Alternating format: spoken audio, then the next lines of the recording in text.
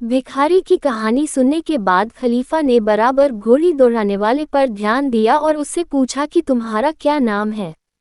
उसने अपना नाम सीदी नोमान बताया। खलीफा ने कहा, मैंने बहुत से घुड़सवारों और साइसों को देखा है कि वह घुड़सवारी सिखाने या घोड़े को सिखाने में बहुत श्रम करते हैं। मैंने स्वयं भी बहुत से घोड़ों को फेरा है, लेकिन तुम्हारी तरह घोड़ी दौड़ाते मैंने किसी को नहीं देखा। तुम्हारी घोड़ी दौड़ती चली जाती थी, फिर भी तुम उसे बराबर चाबुक मारे जा रहे थे। सभी को तुम्हारे इस व्यवहार पर आश्चर्य हो रहा था, किंतु सबसे अधिक ताज्जुब मुझे ही हो रहा था। इसलिए मैंने कल उस जगह खड़े लोगों से तुम्हारे इस बर्ताव का कारण पूछा था, किंतु किसी को भी पता नहीं था कि तुम ऐसा क्यों कर रहे हो। तुम सच सच सारा हाल बताओ। सीदी नोमान के चेहरे का रंग उड़ गया। उसने समझा कि खलीफा मेरी हरकत से बहुत नाराज है और न मालूम क्या सजा देगा। वह ये भी समझ गया कि खलीफा को उसका रहस्य जानने की अत्यंत प्रबल इच्छा है और बगैर पूरी बात बताए उसे छुटकारा नहीं मिल सकता। फिर भी भय के कारण उसकी जबान बंद हो गई थी और वह मूर्तिवत निश्चल खड़ा था। खलीफा ने ये देखकर कहा, सीदी नोमान, डरो मत। मैं तुमसे मित्र भाव से यह बात पूछ रहा हूँ। अगर तुमसे कोई अपराध भी हुआ है तो मैंने अभी से तुम्हें उसके लिए क्षमा कर दिया। अब तुम निर्भय होकर अपनी बात कहो। सीदी नोमान को ये सुनकर ढाढ़स हुआ। वह हाथ जोड़कर बोला, संसार के स्वामी, आपकी आज्ञानुसार मैं अपनी पूरी कहानी आपके सम्मुख रखता हूँ। मैंने किसी जाति या किसी धर्म के नियमों का उल्लंघन नहीं किया। फिर भी यदि मेरा कोई अपराध सिद्ध हो तो मुझे निःसंदेह दंड मिले। मैं अपनी घोड़ी के प्रति जो कठोरता बरतता हूँ उससे आपको बुरा लगा और घोड़ी पर आपको दया आई, किंतु जब इसकी कहानी सुनेंगे तो आप भी इस नतीजे पर पहुँचेंगे कि ये दंड उसके लिए कम है। ये कहने के बाद सीदी नोमान ने अपनी कहानी शुरू की। उसने कहा कि मेरे माता पिता की मृत्यु के बाद मुझे उत्तराधिकार में इतना धन मिला जो मेरे जीवन भर के लिए काफ़ी था। मैं बड़े आराम से गुजारा कर रहा था और मुझे किसी बात की चिंता नहीं थी। मेरी तरुणावस्था थी, इसलिए स्वभावतः ही मेरी इच्छा विवाह करने की हुई। भगवान की ऐसी इच्छा न थी कि मुझे सुगृहिणी मिले। मैंने एक स्त्री से अनिंद्य सौंदर्य को देखकर विवाह किया। आप जानते ही हैं कि हमारी जात में पहले से लड़की को देख परख कर विवाह करने का रिवाज नहीं है। इसलिए हमारे लिए उचित है कि मृदुल या कर्कशा जैसी स्त्री भाग्य से मिले उसी पर संतोष करना चाहिए और उसके साथ प्रसन्नतापूर्वक निर्वाह करना चाहिए। किंतु हर बात की एक सीमा होती है और ऐसी स्थितियां भी आ जाती हैं कि एक दिन के लिए भी निर्वाह नहीं होता। मैं अपनी पत्नी के अनूप रूप को देखकर बड़ा प्रसन्न था, किंतु दूसरे दिन ही से उसकी कुत्सितता का हाल खुलना शुरू हो गया। सुहागरात के दूसरे दिन मैं दिन का भोजन करने बैठा तो मैंने अपनी पत्नी को भी साथ खाने के लिए बुलाया। हमारे सामने पुलाव था। मैं अपने समाज की रीति के अनुसार चम्मच से उठा कर पुलाव खा रहा था, किंतु मेरी पत्नी कान खोदने की सलाई से चावल का एक एक दाना उठाकर खाने लगी। मुझे ये देखकर बड़ा आश्चर्य हुआ। मैंने कहा, प्यारी, क्या तुम्हारे मायके में इसी तरह से लोग खाना खाया करते हैं? जितनी देर तुमने भोजन किया है उसमें तुमने 10-15 चावलों से अधिक न खाया होगा। तुम दाने गिन गिन कर क्यों खा रही हो? क्या तुम किफ़ायत के लिए ऐसा कर रही हो? अगर ऐसा है तो तुम किफ़ायत का ख्याल छोड़ दो और जैसे मैं खुलकर खा रहा हूँ वैसे ही तुम भी खाओ। मुझे भगवान ने इतना दे रखा है कि तुम्हें पेट भर खाना खिला सकूं। उसने मेरी बात का कोई उत्तर न दिया। पूर्ववत ही एक एक दाना उठाकर खाती रही, बल्कि मुझे खिजाने के लिए एक एक दाना भी बहुत देर में उठाने लगी। जब हमारे सामने शीरमाल और बाकर खानी रोटियां आईं तो उसने एक रोटी के छिलके का बहुत ही छोटा टुकड़ा तोड़कर बड़े नखरे से मुंह में रखा। जितना खाना कुल मिलाकर उसने खाया वह एक चिड़िया का पेट भरने को भी काफी नहीं था। मुझे उसके अल्प भोजन की जिद पर आश्चर्य हुआ, किंतु मैंने सोचा कि यह मेरे साथ पहली बार खाना खा रही है और किसी पुरुष के साथ खाने का पहला मौका होने के कारण लजा रही है। जब इसे मेरे साथ खाने की आदत हो जाएगी तो खुलकर खाएगी। मैंने ये भी सोचा कि हो सकता है कि मेरे साथ खाने के पहले ये कोई चीज़ अधिक मात्रा में खा चुकी हो और इस समय इसके पेट में जगह न हो। एक विचार यह भी आया कि शायद इसे अकेले ही खाने की आदत हो। ये सब सोचकर मैंने उससे कुछ न कहा और वो पूर्ववत ही नाम 4 के लिए खाती रही। खाने के बाद मैं घूमने फिर चला गया और यह बात बिल्कुल भूल गया कि मेरी पत्नी कितनी अल्पभक्षी है। किंतु शाम के खाने पर भी उसका ये हाल रहा। बाद में भी कई दिनों तक मैंने खाने के मामले में उसका यही रवैया देखा तो मुझे यह आश्चर्य हुआ कि यह स्त्री इतना कम खाने पर भी न केवल जीवित है अपितु स्वस्थ भी है। एक दिन हम दोनों सोने के लिए लेटे तो यह मुझे सोता जानकर सावधानी से उठी। मैं आंखें बंद किए था किंतु जाग रहा था। मैं जानबूझकर खर्राटे भरने लगा। वह उठकर अंदर गई और कपड़े पहनकर घर से बाहर निकली। मैं भी अपने कपड़ों को कंधे पर डालकर चुपके चुपके उसके पीछे चल दिया। बाहर चांदनी थी इसलिए उसका पीछा करना मुश्किल न हुआ। वह चलते चलते हमारे घर के समीपवर्ती कब्रिस्तान में पहुंची। मैं ओट में खड़ा होकर देखने लगा। मैंने देखा कि मेरी पत्नी एक नरभक्षी जंगली के साथ बैठी है और उससे प्रसन्नतापूर्वक कुछ बातें कर रही है। वे बातें मेरी समझ में नहीं आईं क्योंकि मैं दूर खड़ा हुआ था। दीनबंधु, आपको मालूम ही है कि नरभक्षी जंगली रास्ते में इक्का दुक्का मुसाफिर को देखकर उसे मार डालते हैं और खा लेते हैं। जब उन्हें कोई मुसाफिर नहीं मिलता तो वे कब्रिस्तान में चले जाते हैं और नए दफन होने वाले मुर्दों को खाते हैं। मैं अपनी पत्नी को ऐसे जंगली के पास बैठे देखकर घबराया और समझ गया कि मेरी पत्नी भी इसी जाति की है। इन दोनों ने मिलकर उसी दिन बनी हुई एक नई कब्र खोदी और उसमें से लाश निकालकर बाहर लाए और उसे काट काट कर खाने लगे। वे बातें भी करते जाते थे किंतु मेरा भय से बुरा हाल था और मैं थर थर कांप रहा था। जब वे दोनों पूरी लाश का मांस खा चुके तो उन्होंने उसकी हड्डियों को कब्र में वापस डाला और कब्र पर मिट्टी इस तरह चढ़ा दी जिससे मालूम हो कि कब्र खोदी ही नहीं गई थी। मैं उन दोनों को वहीं छोड़कर घर में आ गया और दरवाजा खुला छोड़कर पलंग पर जा लेटा और सोता हुआ दिखने लगा। कुछ देर में मेरी पत्नी आई। उसने अंदर के कमरे में जाकर वस्त्र बदले और सावधानी से मेरे पलंग पर लेट गई। उसके बर्ताव से स्पष्ट था कि वह ये नहीं जानती कि मैं उसके पीछे पीछे जाकर उसका सारा हाल देख आया हूँ। मुझे ऐसी मुर्दाखोर स्त्री के साथ सोने में बड़ी घृणा उत्पन्न हुई और मैं उससे बचकर ही लेटा रहा और सो गया। सुबह मस्जिद के मुल्ला की अजान सुनकर मैं उठा। नित्य कर्म से निवृत्त होकर मैंने स्नान किया, फिर मस्जिद में जाकर दूसरी नमाज पढ़ी। इसके बाद मैं बागों की सैर करने चला गया। टहलते टहलते मैं सोचने लगा कि किस प्रकार अपनी स्त्री की यह गंदी आदत छुड़ाऊं। घर आकर भी मैं यही सोचता रहा। दोपहर के भोजन के समय उसने पुराना क्रम जारी रखा, यानी एक एक दाना उठाकर खाने लगी। मैंने कहा, रानी, अगर तुम्हें कोई विशेष वस्तु पसंद न हो तो दूसरी मंगवा लो, यहाँ तो रसोई में सब कुछ है। फिर हर रोज खाने में भी बदल बदल कर बनाए जाते हैं, इसलिए एकरसता का सवाल भी नहीं है। अगर तुम्हें इन खानों में कुछ भी पसंद न हो तो अपने पसंद की जो भी चीज़ जैसे भी चाहो बनवा लो या बना लो। मैं तुमसे पूछना चाहता हूँ कि क्या दुनिया में मुर्दे के मांस से, जिसे तुम स्वाद से खाया करती हो, अधिक स्वादिष्ट भोजन कोई नहीं है। मेरी बात पूरी भी नहीं हुई थी कि वह समझ गई कि मैंने उसका शवभक्षण का भेद जान लिया है। क्रोध के मारे उसका चेहरा लाल हो गया, उसकी आंखें उभर आईं और उसके मुंह से झाग निकलने लगा। उसका क्रोध देखकर मैं भयभीत हो गया कि न जाने ये दुष्ट अब क्या करे। उसने दांत पीसते हुए कहा, नीच, दुष्ट, कमीने, तूने छुपकर मेरा रहस्य जान लिया, लेकिन तू अब इस योग्य नहीं रहेगा कि किसी से वह भेद कह सके। ये कहकर उसने पास रखे हुए गिलास के जल में उंगलियां डुबोई और कुछ बोलने लगी जिसे मैं समझ न सका। फिर उसने उंगलियों का पानी मुझ पर छिड़क कर कहा, कुत्ता बन जा। उसके इस शब्दों के साथ ही मैं कुत्ता बन गया। वह एक लकड़ी उठाकर मुझे मारने लगी। वह शायद मुझे इतना मारती कि मैं मर ही जाता, इसलिए मैं जान बचाकर भागा और सारे घर में दौड़ने लगा कि शायद कहीं बचने की जगह मिल जाए। वह लकड़ी लिए हुए मुझे सारे घर में खदेड़ती और पीटती रही। जब थक गई तो उसने दरवाजा खोल दिया और मैं दर्द से चिल्लाता हुआ घर के बाहर भाग गया ताकि उसकी पिटाई से बच सकूं। बाहर आकर भी मुझे चैन न मिला।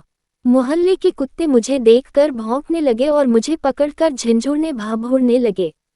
मैं बाजार में भाग कर गया और एक दुकान में, जहां बकरी के सिरीपाए और जीभ बिकती थी, घुसकर एक कोने में छुप गया।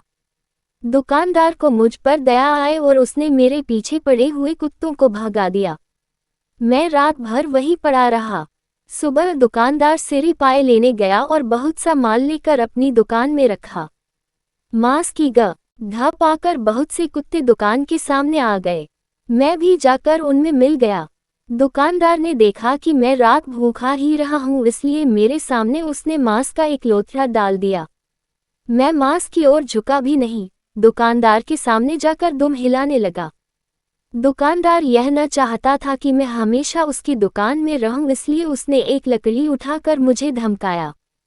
मैं भागकर एक नानबाई की दुकान के आगे पहुंचा। वह उस समय भोजन कर रहा था। उसने रोटी का एक टुकड़ा मेरे आगे फेंक दिया। मेरा इरादा उससे खाना मांगने का न था, फिर भी मैं कुत्तों की भांति झपटा और रोटी खाने लगा। फिर उसके आगे जाकर दुम हिलाने लगा। वह मेरा रूप देखकर प्रसन्न हुआ और मुस्कुराने लगा। मैंने समझ लिया कि इसे इस बात में कोई आपत्ति नहीं है कि मैं उसकी दुकान में रहूं। मैं उसकी दुकान के सामने उसकी ओर मुंह करके बैठ गया। शाम को जब नानबाई ने दुकान बंद की तो वह मुझे अपने घर ले गया। इसके बाद उसका नियम हो गया कि रात को अपने घर में रखता और दिन में उसकी दुकान के सामने बैठा रहता था। उसे ये देखकर भी बड़ी खुशी हुई कि मैं उसकी अनुमति के बगैर उसके घर के अंदर पाँव नहीं रखता। वह मुझे बहुत प्यार से रखता था और खूब खाने को देता था। मैं भी उसकी ओर ताकता रहता था और उसके इशारे पर ही सब काम किया करता था। उसने मेरा एक नाम भी रख दिया था। मैं हर जगह अपने नए मालिक के पीछे पीछे घूमता था और उसे भी मेरा इतना शौक हो गया था कि अगर कभी वह बाहर जाता और उस समय मैं अपने कोने में सो रहा होता तो वह मेरा नया नाम लेकर पुकारता और मैं उसके पास दौड़कर चला जाता। वह मुझसे तरह तरह से दिल बहलाया करता था। मैं उसके इशारे पर कभी लेटता, कभी बैठता, कभी दो टांगों पर खड़ा होता, कभी कोई फेंकी हुई चीज उठा लाता। इसी तरह बहुत दिन बीत गए। मेरा मालिक मुझसे और मैं अपने मालिक से बहुत प्रसन्न रहा करते थे और एक दूसरे का साथ पसंद करते थे। एक दिन उसकी दुकान में एक स्त्री आए और सामान खरीद कर जब दाम देने लगी तो अच्छे सिक्कों के साथ एक खोटा सिक्का भी मिलाकर देने लगी। नानबाई ने खोटा सिक्का उसे फेर कर दिया तो वह तकरार करने लगी। नानबाई ने कहा, तुम मेरी बात नहीं मानती हो, इस सिक्के को तो मेरा कुत्ता भी खोटा कह देगा। ये कहकर उसने मुझे पुकारा। मैं दौड़कर उसके सामने गया तो उसने उस स्त्री को दिए सभी सिक्के मेरे आगे फेंक दिए और कहा कि इनमें खोटा सिक्का पहचान ले। मैंने सारे सिक्के अलग अलग किए, फिर मैंने उसमें से सारे अच्छे सिक्के एक ओर समेट दिए और खोटे सिक्के पर पंजा रखकर नानबाई की ओर देखने लगा। नानबाई ये देखकर बहुत खुश हुआ। उस स्त्री को भी आश्चर्य हुआ और उसने खोटा सिक्का बदल दिया। उस स्त्री के जाने के बाद नानबाई ने आसपास के लोगों से कहा कि मेरे कुत्ते को खरे खोटे सिक्कों की पहचान है। उन्होंने पहले विश्वास न किया और मेरी परीक्षा लेनी चाहिए। उन्होंने अच्छे सिक्कों में खोटे सिक्के मिलाकर मेरे आगे फेंक दिए और देखने लगे कि मुझे खरे खोटे की पहचान है या नहीं। मैंने उन सिक्कों को देखा और एक एक करके सारे खोटे सिक्कों पर अपना पंजा रखता चला गया। पड़ोसी दुकानदारों को ये देखकर बड़ा आश्चर्य हुआ। उन्होंने दूसरे दुकानदारों तथा ग्राहकों से कहा कि फलाने नानबाई के कुत्ते को खरे खोटे सिक्कों की परख है। कुछ ही दिनों में ये समाचार सारे नगर में फैल गया और बहुत से लोग सिक्कों को परखवाने के लिए नानबाई के पास आने लगे। अब ये हाल हो गया कि नानबाई की दुकान के आगे सिक्के परखवाने वालों की भीड़ लगने लगी। मैं दिन भर सिक्के परखता रहता। नानबाई का व्यापार चमक उठा क्योंकि सिक्के परखवाने वाले उसी से सौदा लेते थे। आसपास के नानबाई इस बात से जलने लगे और चाहने लगे कि मुझे उड़ा ले जाएं। इस कारण मेरा मालिक मेरी और अच्छी तरह देखभाल करने लगा। एक दिन एक स्त्री नानबाई के पास आए और 6 अच्छे सिक्कों के साथ एक खोटा सिक्का मिलाकर उसे देने लगी। नानबाई के इशारे पर मैंने खोटे सिक्के पर पाँव रख दिया। स्त्री ने स्वीकारा कि सिक्का खोटा है और उसे बदल दिया। फिर उसने नानबाई की नज़र बचाकर मुझे इशारा किया कि उसके साथ उसके घर को जाऊं। मैं बराबर यह चाहता था कि किसी प्रकार फिर मनुष्य बनूं। उस स्त्री की निगाहों से मुझे ऐसा लगा कि उसके द्वारा ये बात संभव है। मैं उसकी ओर बराबर देखने लगा। वह अपने घर की ओर चली और कई कदम चलकर वापस लौटी और फिर मुझे अपने साथ आने का इशारा किया। अब मैंने निश्चय कर लिया कि उसके साथ जाऊं। मैं अपने मालिक नानबाई की नज़र बचाकर उसके साथ हो लिया। वह ये देखकर बड़ी प्रसन्न हुई। उसने तुरंत रास्ता बदल दिया जिससे नानबाई मुझे उसके साथ जाता हुआ न देख सके। वह स्त्री मुझे अपने घर ले गई। मेरे अंदर जाने पर उसने बाहर का दरवाजा बंद कर दिया और मुझे घर के अंदर ले गई। अंदर एक नवयौवना सुंदरी कीमती जरी के वस्त्र पहने बैठी थी। मुझे अंदाजे से लगा कि वह उस स्त्री की पुत्री है जो मुझे बाजार से लाई थी। घर के अंदर बैठी हुई सुंदरी जादू की विद्या में अति प्रवीण थी। जो स्त्री मुझे लाई थी उसने उस सुंदरी से कहा, यही वह कुत्ता है जो खोटे खरे सिक्कों की पहचान जानता है। मैंने कई दिनों से इसका हाल सुन रखा था। मुझे ऐसा लगा कि यह जन्मजात कुत्ता नहीं है, बल्कि कोई आदमी है जिसे जादू से कुत्ता बना दिया गया है। इसीलिए मैं इसे आज घर ले आई। बेटी, तुम देखकर बताओ कि मेरा अंदाजा ठीक है या नहीं। नवयौवना ने ध्यानपूर्वक मुझे देखा और बोली, अम्मा, तुम ठीक कहती हो, इसे जादू से कुत्ता बनाया गया है। मैं अपनी रमल की पुस्तक देखकर अभी इसका हाल तुम्हें बताती हूँ। ये कहकर वह एक अंदर के कमरे में चली गई। उसने वापस आकर एक पानी के बर्तन में हाथ डालकर मुझ पर पानी छिड़का और बोली, अगर तुझे जादू से कुत्ता बनाया गया है तो फिर से आदमी हो जा। उसके ये कहते ही मैं मनुष्य बन गया। मैंने सुंदरी के पैरों पर गिरकर उसके वस्त्रों को चूमा और कहा, आपने मुझ पर ऐसा एहसान किया है जिसे मैं जिंदगी भर नहीं भूल सकता।